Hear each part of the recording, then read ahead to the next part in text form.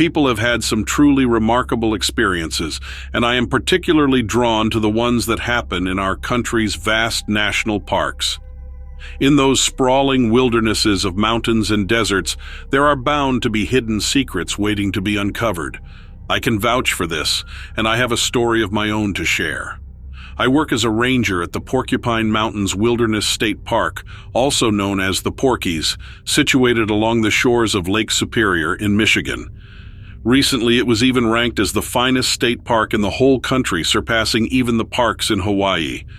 The beauty of this place is simply awe-inspiring. My favorite season here is fall, with its vibrant hues of autumn. The park boasts picturesque lakes, winding hiking trails, meandering rivers, cascading waterfalls, and even an abandoned mine and ghost town. In the winter, the skiing opportunities are absolutely fantastic. Being the largest state park in Michigan, it's also home to a rich array of wildlife. From black bears and white-tailed deer to beavers, otters, timber wolves, and moose, the Porkies teem with life. Yet every so often you hear whispers of more enigmatic creatures that roam these woods. This story is about something different, something that lurks within the depths of the forest. One summer, we received reports of vandalism at the abandoned Nonesuch copper mine and ghost town, nestled in one of the more secluded corners of the park. A trail winds its way to the Nonesuch Falls, passing by remnants of the old mine and its forsaken shafts, all marked off with warning signs due to safety concerns. I was tasked with investigating, and what I found was unsettling. One of the mine shaft structures had been severely damaged, as if something had forcefully burst out from within, leaving a chaotic mess of rocks and debris in its wake. As I surveyed the scene, I noticed large footprints etched into the earth, leading into the dense woods nearby. Though tales of Bigfoot sightings occasionally surface, they usually amount to nothing, but despite my skepticism, I snapped photos of the prints and the ruins to report back to my supervisor. Ignoring my misgivings, I followed the trail of footprints deeper into the forest. However, the further I ventured, the more indistinct they became. Yet signs of disturbance, broken branches and trampled foliage hinted at something large passing through. Then I caught a whiff of something putrid, a stench similar to rotting flesh. Pushing forward, I stumbled upon the grisly sight of a bear carcass mangled in a manner that defied belief. It was a scene of savage carnage, the likes of which I had never witnessed before. Alarmed, I hastened my retreat only to be assailed by an even fouler odor: urine, wet dog, and sulfur, a smell that filled me with dread. Amidst the oppressive scent, an unearthly whooping echoed through the trees, primal and unsettling. Heart-pounding, I was pursued by unseen assailants who pelted me with rocks from the shadows. The eerie whoops followed me until I reached the safety of the main trail, where I paused to collect my wits. Back at the ranger station, I recounted my harrowing encounter to my supervisor and presenting him with the photographic evidence. His reaction was inscrutable. Whether he believed me or not remained unclear. Together, we reviewed trail camera footage from the vicinity of Nonesuch, revealing a hulking figure shrouded in fur lurking amidst the foliage. Its form was too humanoid to be a bear, too massive to be dismissed lightly. Yet my supervisor ordered me to delete the incriminating photos, and insisting on secrecy to avoid causing panic among park visitors. Despite my protests, he assured me that the situation was under control. In the days that followed, military personnel descended upon the area, and their presence wrapped in secrecy. Armed and unmarked, they enforced a strict perimeter around the affected trails, deterring any attempts at investigation. When the dust settled, the incident was quietly declared resolved, and the park reopened its gates to the public. Returning to the scene, I found the destroyed mine shaft inexplicably restored, a crude reconstruction that mirrored its former state. As for the elusive creature that had haunted those woods, it vanished without a trace. What fate befell it remains a mystery, shrouded in government secrecy and speculation. Some whispered of experiments gone awry, while others entertained darker theories of ancient guardians stirred from their slumber.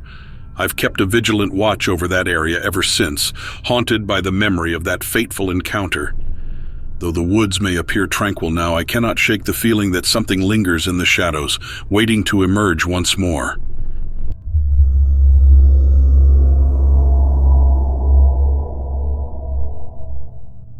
I am a professional animal control officer specializing in catching dogs.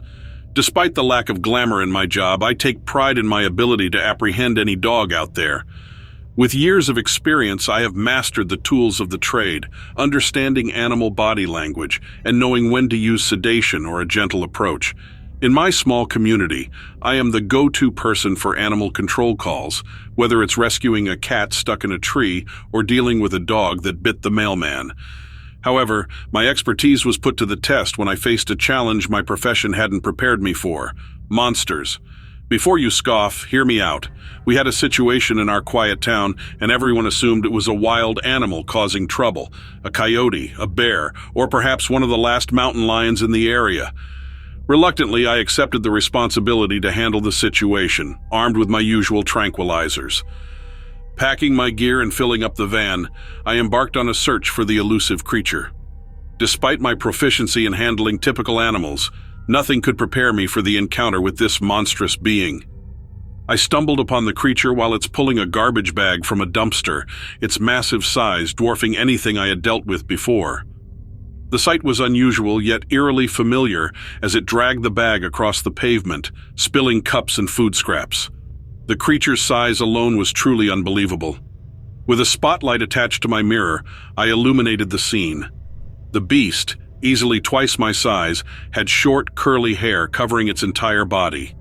Its eyes glared with a venomous intensity, and its limbs bent in an uncanny manner, resembling more a giant man pretending to be a dog than any creature I'd encountered.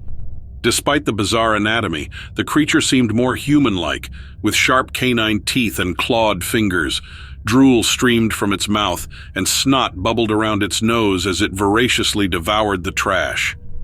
I made the mistake of interrupting its meal, stepping outside my van with a tranquilizer-loaded rifle. I aimed for the creature, hoping to incapacitate it quickly. However, my attempts failed, and the beast charged at me. Retreating into the van, I fired again, but the creature persisted. It slammed into the open door, causing it to crash shut. From the safety of the passenger seat, I desperately fired more shots, trying to fend off the relentless creature. As it squeezed through the open window, I kicked and fought back, using every ounce of strength to keep its gnashing teeth at bay. The struggle intensified, with the creature's saliva splattering the interior of the van. In a moment of desperation, I pressed on the horn, the blaring noise disorienting the creature. Taking advantage of the distraction, I continued honking, and the creature, seemingly sensitive to the noise, retreated into the night. Realizing that it was not a dog, I recommended the community to create disturbances the following night. The combined effort from honking horns to illegal firework drove the creature away. We never saw it again, and I, a humble dog catcher, had faced a challenge beyond my usual expertise.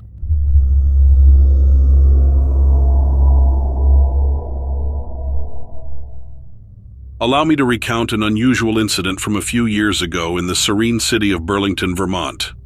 Although I am not much of a chatterbox or a skilled storyteller, this experience is worth sharing. Engaging in birdwatching is one of my favorite pastimes, and although it may seem uneventful to some, it's a delightful mix of science and enchantment. Picture a midsummer morning as I set out for an early birdwatching session by the lake. The crisp weather invigorated me, and with binoculars in hand, I felt a delightful mix of excitement and anticipation. Birds were lively, each species merrily chirping away, and I meticulously noted them down. Orioles, sparrows, robins, and a blue jay graced my observation. Yet an unusual element permeated the air, a pungent, musty odor reminiscent of skunk spray dissonant in such a charming setting. I dismissed the odd scent, attributing it to nature's unpredictable facets.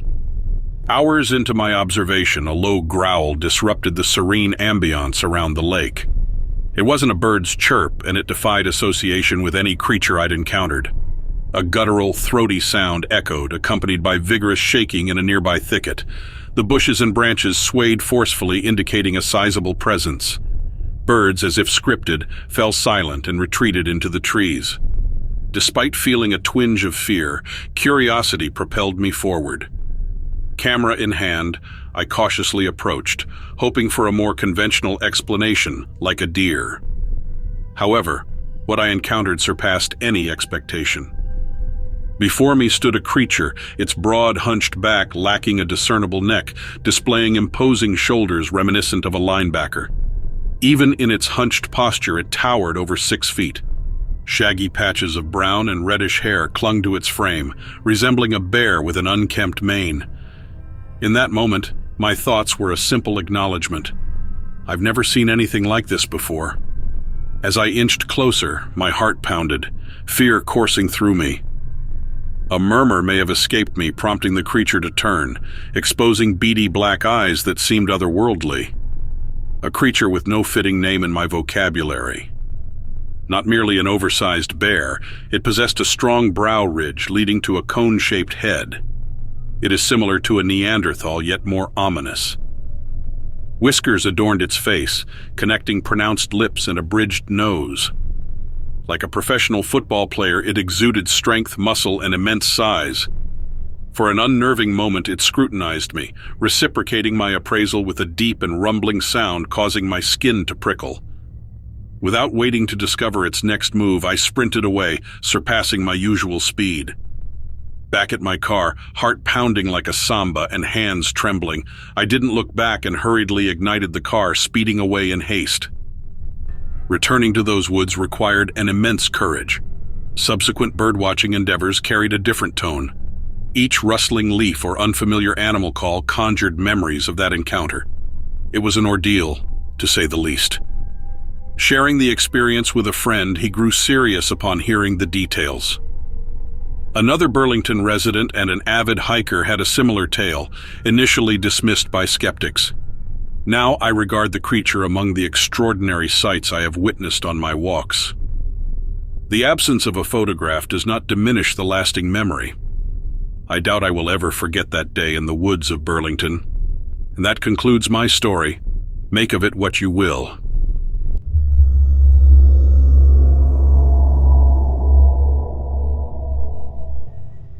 My affinity for winter hiking and snowshoeing has always drawn me to the frosty landscapes, a passion that grew during my time in Tulsa, Oklahoma. While snowfall in Tulsa is a rarity, a memorable storm in January 2015 transformed the city into a winter wonderland. The record-breaking snowfall, nearly reaching double digits at 10 inches, prompted the closure of schools for a week. Eager to immerse myself in this unexpected winter paradise, I geared up for a snowshoeing adventure the morning after the storm. The air was biting with a cold that could rival a brass toilet seat on the shady side of an iceberg. Undeterred, I ventured to one of my favorite hiking trails, relishing the untouched beauty of the snowy surroundings. The solitude was enchanting, with only the soft crunch of snow beneath my snowshoes and the rhythm of my own breath breaking the silence. Several miles into my journey, lost in the tranquility of the winter chill, I began to sense a subtle change in the atmosphere. The stillness in the air heightened like the moment before a sudden thunderclap. Unsettled, I glanced around, noticing the undisturbed snow-covered trail leading towards a dense thicket of trees. An inexplicable discomfort settled in as my instinct signaled that something was amiss. Standing at the edge of the tree line, I hesitated, feeling a sudden harshness and desolation in the landscape. An unexplainable dread crept into my heart and cautionary whispers echoing in my mind. The air carried a distinctive damp and musky scent, intense and primal. Despite the ominous signs, curiosity prevailed, compelling me to confront the mysterious unease. Against my better judgment, I prepared myself and pressed deeper into the woods. As I approached the cluster of trees, a heightened sense of being watched enveloped me. Every snap of a twig and rustle in the undergrowth intensified my alertness. The fear surpassed the natural, almost oppressive, as I noticed a shifting shadow within the snow-laden trees. Was it merely snow falling off branches, or was it something more sinister? Turning my gaze toward the movement, I discerned a figure, a distorted shadow. My heart raced as I took in the details. It stood upright, towering over my 6-foot frame. The creature resembled a dinosaur, with black claws contrasting against the white snow, hard and cold reptilian skin, and a lizard-like face. Its yellow eyes locked onto mine, and a sense of disbelief overcame me. I questioned the reality of the scene, unsure if I glimpsed teeth behind its scaly lips. The creature stood silently, a sentinel in the trees, observing my every move. The forest fell into an eerie silence, my focus solely on the enigmatic figure. The understanding passed between us. It acknowledged my presence and seemed to scrutinize me. Fear coexisted with a strange exhilaration as I marveled at this encounter with the unknown. Taking a step back, I felt the loud crunch of snow beneath my snowshoes, yet the figure remained unmoved. Despite the lack of aggression, the realization dawned upon me that this creature was not to be underestimated. It possessed awareness and intelligence, yet its predatory nature was evident. Fear eventually overcame curiosity, and I began to retreat. In what felt like an eternity, the figure dissolved into the snowy landscape. Though the encounter was not overtly threatening, it left a mark on me. Returning to my trails, I struggled to shake off the constant feeling of being observed. Not everything happens for a reason, but every experience leaves a lasting impression. This is my story, and I cannot help but wonder if someone, somewhere, has shared a similar encounter. I hope I am not alone in this inexplicable journey.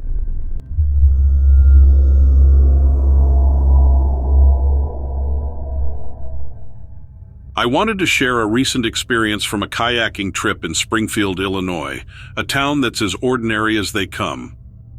I have a penchant for venturing off the usual path now and then, and on this particular day I decided to embark on a solo kayaking expedition along one of the nearby woodland rivers. The day kicked off on a typical note. The sun pierced through the tree branches as I set out on my kayak. The weather was splendid. I meticulously packed my supplies, ensured the essentials were waterproofed, and went through the entire safety routine before gently pushing off from the riverbank. My kayak effortlessly glided through the water, leaving minimal ripples in its wake. Witnessing the wildlife along the river's edge was one of the highlights for me during such trips. There's a certain tranquility when it feels like you're the only human for miles. As I paddled along, birds harmonized above me, and the sun cast elongated shadows on the forest floor. Further down the river, I spotted a family of deer cautiously taking sips of water at the shore. To avoid startling them, I maintained a hushed silence. It was a serene and content moment, everything in its rightful place. The first peculiarity emerged when the woodland sounds abruptly hushed, as if the world's volume had been muted. Initially, I dismissed it, attributing it to a potential nearby predator. Nevertheless, the eerie silence persisted and started to gnaw at my consciousness. Suddenly, an unsettling feeling of being watched overcame me. Ceasing my paddling, I stayed motionless, scanning the surroundings to decipher the source of my heightened instincts. In the fading post-sunset glow, an oddity caught my eye on the riverbank. A peculiar shape, initially indiscernible, stood tall but seemed shrouded in shadows, much like a spectral figure. Squinting, I strained to comprehend the unusual sight. Whatever it was, it seemed out of place in our world. Although the distance made clear observation challenging, I discerned a bat-like quality in its form. Standing on two legs, it surpassed the height of any local creature. Its body seemed to ripple with the evening breeze, suggesting wings, and I realized the entire being was covered in feathers, resembling a colossal bird. Strangely, it had a round, human-like head. Uncertain if the dim light was playing tricks on my eyes, I reached for my binoculars, never taking my gaze off the enigmatic figure. Through the lenses, the sight that met me defied explanation. This creature had a man's body, faceless and cloaked in black feathers, with two massive wings in place of arms. Despite initial skepticism, it was organically real, and there was more to its peculiarity. The creature's eyes were the most disturbing aspect, large, reflective orbs with a soulless, glowing red hue. In a moment of distraction, my hand slipped and the binoculars splashed into the water. The creature turned its attention towards me, emitting a nearly imperceptible soft chirr, and vanished into the thicket. My mind raced in a whirlwind of fear and confusion. Rowing away fervently, the once serene river now bore the taint of an eerie encounter. I aimed to return to my car before daylight dwindled. Fortunately, I reached my destination without encountering the strange creature again. Since then, my perspective on nature has shifted. It's no longer just a sanctuary of peace, but a domain laden with unanswered questions. The peculiar figure remains etched in my memory. Was it a mere trick of shadows that deceived my tired mind, or did I glimpse an unfamiliar creature lurking in the shadows of reality?